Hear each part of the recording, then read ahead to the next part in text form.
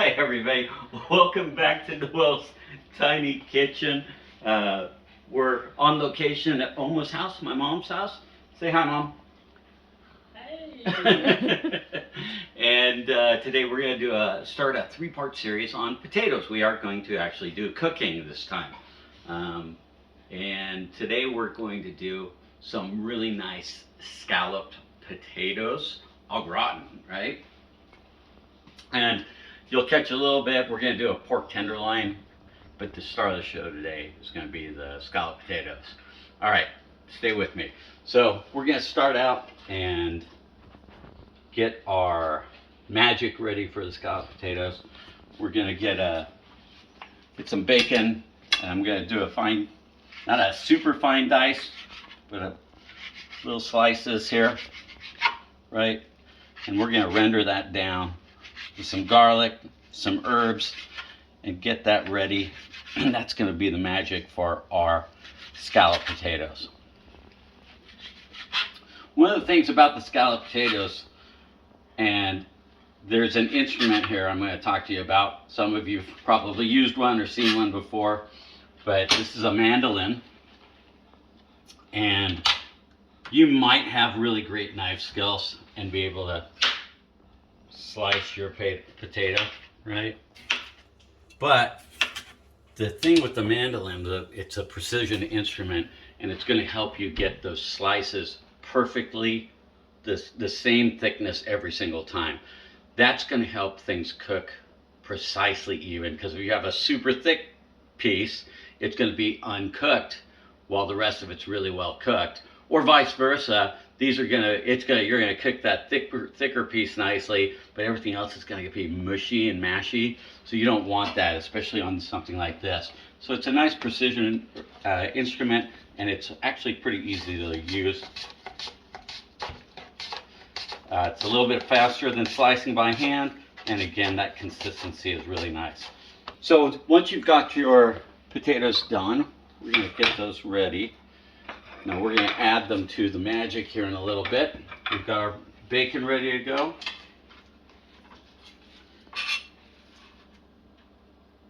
And we're going to mash some garlic. Just a hard mash. We don't need a fine dice. It's going to all come out in the wash.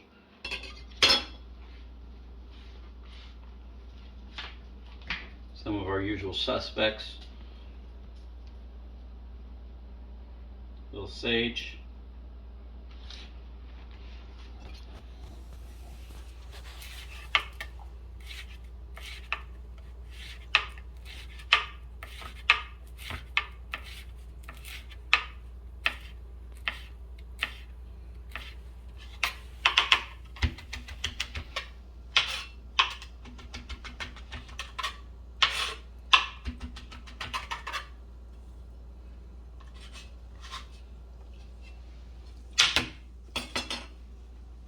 little thyme.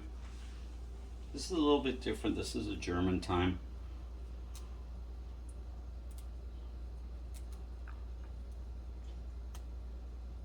Probably a little heavier in the flavor. It's really nice if you take this with some olive oil and put it in a jar, and you can infuse your olive oil. It tastes really good. And where are all the herbs from? Mom's garden, of course. It's one of the benefits of being on location at Mom's house. Although we've got thyme and rosemary and basil at the condo. Actually, and we've got a lot of rosemary at the condo. Yeah, and I've got some chives that we'll do to finish off those potatoes with.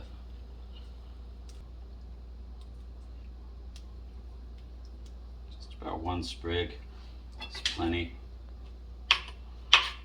You can use your dry herbs if you like to, but I kind of prefer the fresh.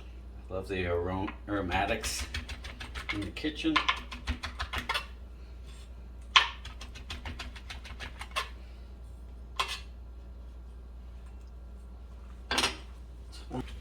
Bacon fat rendered down here.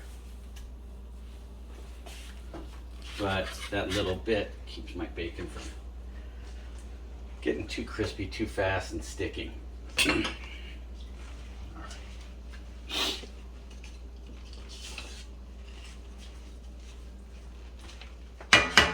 So we've got the bacon rendering down. We're going to add some of my garlic, some of my pepper, some of my rosemary, some of my thyme. I'm just going to reserve a little bit of this for my tenderloin.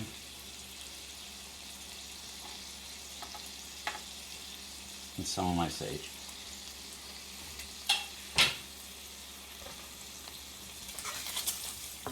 And that ought to start smelling really good. Immediately smells good. Immediately smells good, right, Mom? Be sure it isn't cooking too hot. That's a good tip. Make sure it's not cooking too hot. That's why we have it on medium.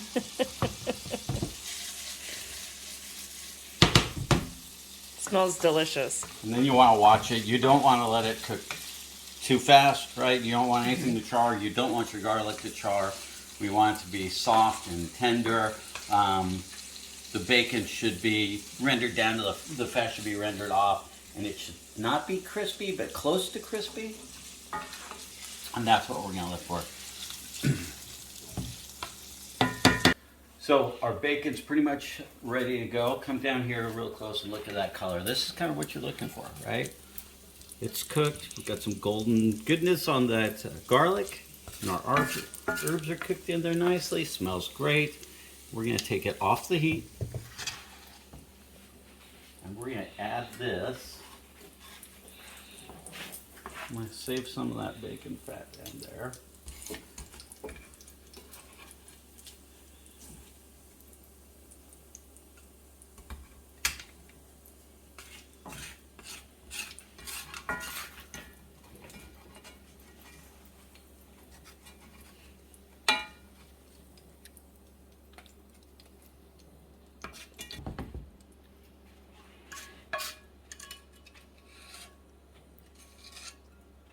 That's good.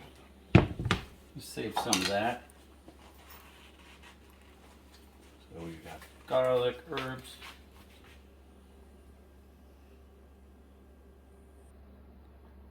So here we've got our bacon, garlic, and herbs, and our heavy cream, and we're going to mix that and stir it and try and make sure we get the potatoes coated on all sides. We want that cream in between them, because if you just throw them in the skillet at this point, yeah, you're not going to have cream all the way through that. So we're going to mix that nicely, and then we are going to season to taste. A little pinch of salt and a zhuzh of pepper, and we should be good to go.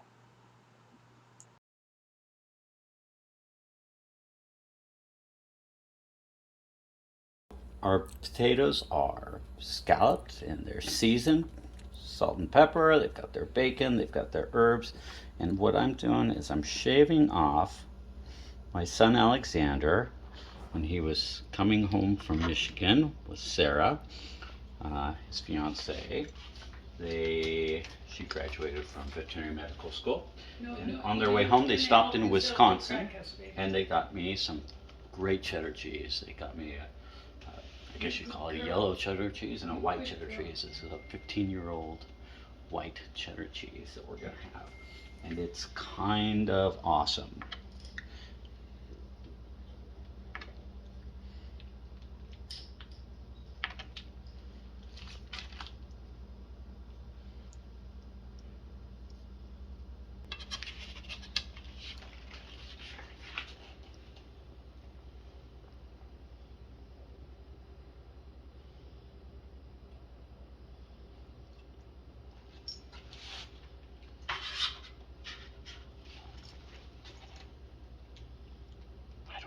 Enough.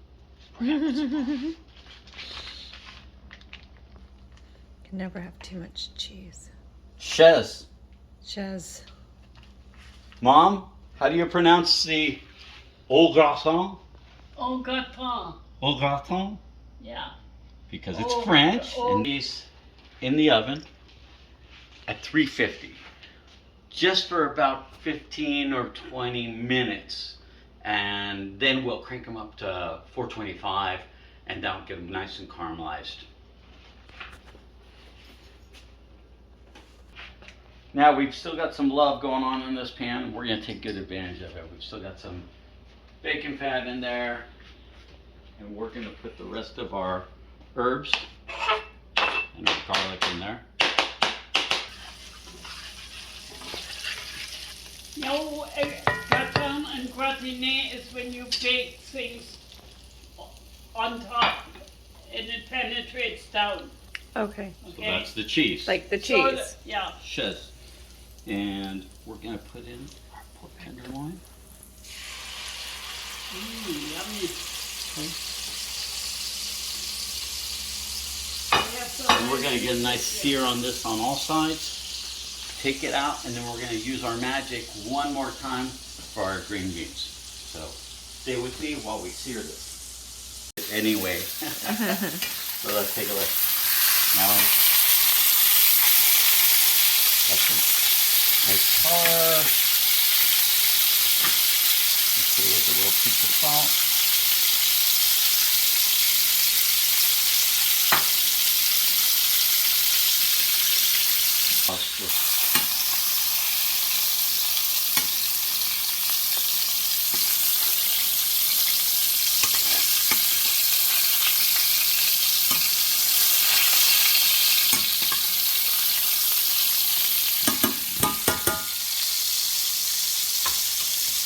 God, add cooking.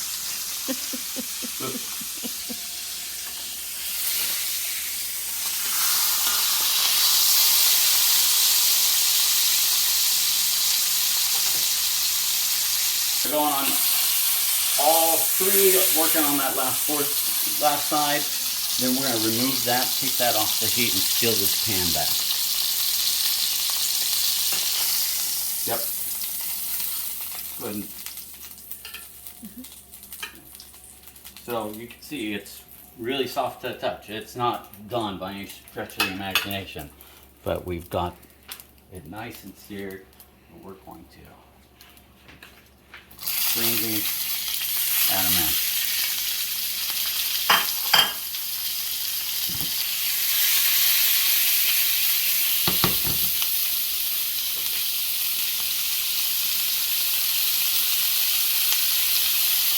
Come on, drizzle.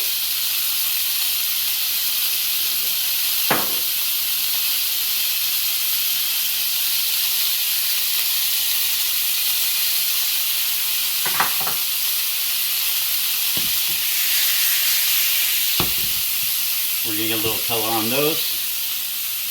And then we're gonna add the meat back in. We'll let them share the pan, and they'll go in the oven.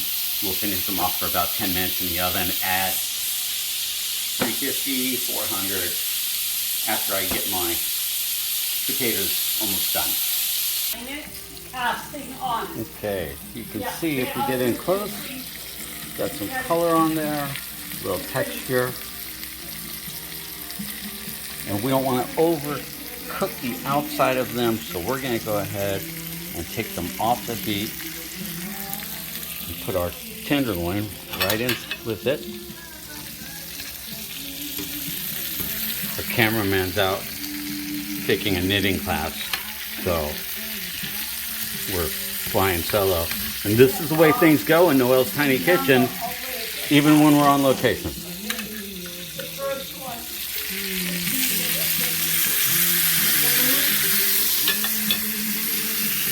Alright. Get that off that heat. And we're going to move that into the oven. We're going to take a peek. That's what we've got going on. We're going to let that sit for about 10 more minutes. So the potatoes au gratin, they've been in au gratin. Have been in for about 5 minutes at this point. I've added this. The tenderloin will probably be done in 10 minutes. We'll check it, and if it is, it'll come out. It'll need to rest anyway. and then I'll crank that up to 425 to get those au gratin nice and melty and wonderful. Oh, I All did pull it right. off. Okay. Got There our we potatoes go. out of the oven, I'm gonna go. our tenderloin out of the oven, Okay. green beans are ready to go. Yep. We're gonna, that's resting for a couple minutes. We're gonna give it one more I minute, just had to get Got that. it. and then we're gonna Okay, slice it up. got it. Yay. From the, yeah, there you go. Pull that through there. There we go.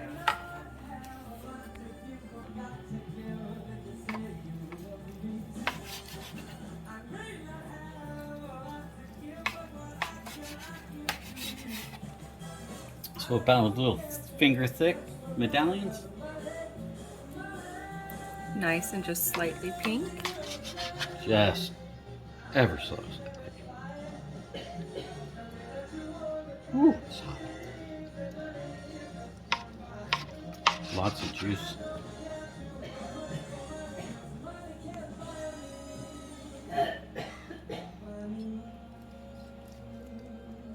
Ooh.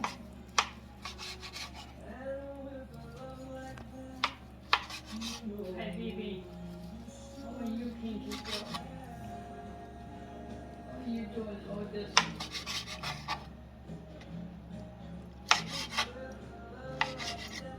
Chef's cheek. Okay. We've got the fresh chives from the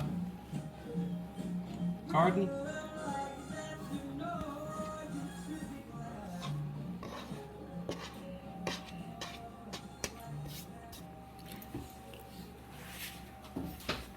Let's make some plates.